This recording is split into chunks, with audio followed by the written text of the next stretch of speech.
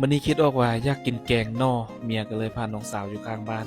ไปหาหน่อเนาะอยู่หลังบ้านนั่นแหละเนาะเพิ่นก็ได้หลายเติบเนาะไปแป๊บเดียวเนาะมาก็ได้เกือบเต็มคุมาแบ่งปันกันเนาะมีแต่หน่อขาวๆหน่องามๆหน่อใหญ่ๆเนาะเป็นหน่อไม้บงเนาะบากหลายๆอยู่หลังเฮือนถ้าบิดเพิ่นว่าจะกินแกงใส่ผักยะนางคุ้นๆเนาะแล้วก็ผักเนาใส่ปลาแดกใส่เพิ่นว่าเนาะแต่ว่าเอาหน่อมาฮ้อนเฮือนแล้วก็เปลี่ยนใจว่าอยากกินแบบเฮ็ดหน่อเสป้าไว้เนาะแกงใส่กระดูกหมูเพิ่นว่าบ่ได้กินดนแล้วเนาะก็เป็นอีกเมนูหนึงที่เพิ่นมักซอยแล้วก็แช่น้ำปลาไว้เนาะคืนหนึ่งสองคืนให้มันมีรสชาติส้มหน่อยนึงแล้วก็มาแกงใส่กระดูกหมูเนาะผักอีตู้ใส่หัวสิไข่ใส่ถือว่าแซ่บเนาะแล้วก็บ่ได้กินดนคือเพิ่นว่านั่นแหละ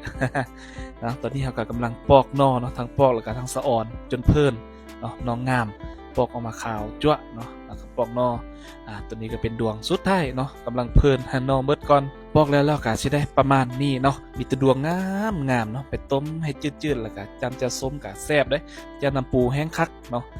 ปอกแล้วเราก็สิมาล้างเอาขี้ดินเอาหยังออกเนาะที่จริงแล้วมันก็บ่มีแหละขี้ดิน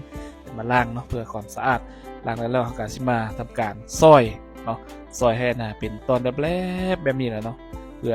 ให้มันส้มใบแล้วก็แกงมันจึงจะได้รสชาติดีเนาะแกงใส่น้ำหัวซิกไข่แล้วก็ผักอีตู้เนาะกระดูกหมูใส่มีไผมักแบบนี้ได้ก็คอมเมนต์มาลิ้นนำกันเด้อเนาะมีไผ